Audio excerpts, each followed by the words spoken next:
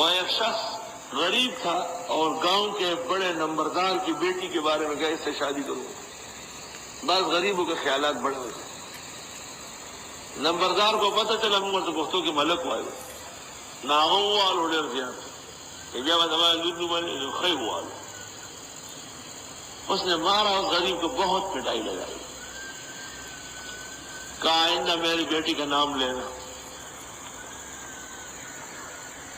نمبردار نے اس شخص کی بے عزتی کے بعد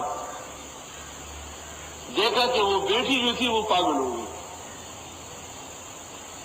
اور وہ گھر سے بغیر پوچھ کے اور بغیر پردے کے باہر نکلنا شروع کیا۔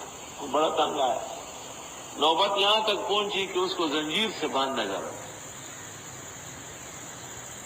اور وہ غریب آدمی جو تھا اس نے سورہ تغابن شروع کر دی۔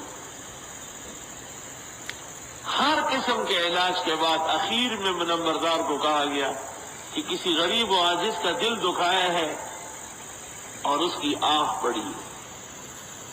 اس نے کہا کہ اس طرح ایک ہمارے گاؤں کا لڑکا ہے، وہ اس کا نام لیتا تھا۔ تو اس بزرگ نے کہا کہ اس سے معافی مانگی ہے۔ تو وہ آیا اس کے گھر اور اس کو کہا کہ بس معافی بھی مانگتا ہوں اور لڑکی تیار ہے، بس آپ شادی کر لو۔ وہ تو ویسی دیوانی تھی، وہ جب نکاح ہو گیا وہ بالکل صحت مند ہو گئی۔ عظمت افاتی عمل غافل مشو گند بل گندم بروید جوش جو۔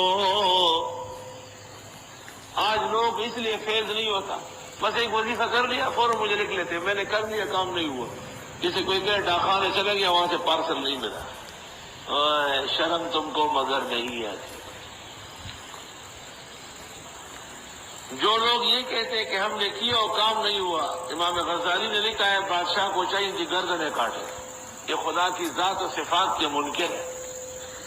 اجرت کی کیا ضرورت ہے؟ حدیث میں ہے اللہ بندے کی دعا قبول کرتا ہے۔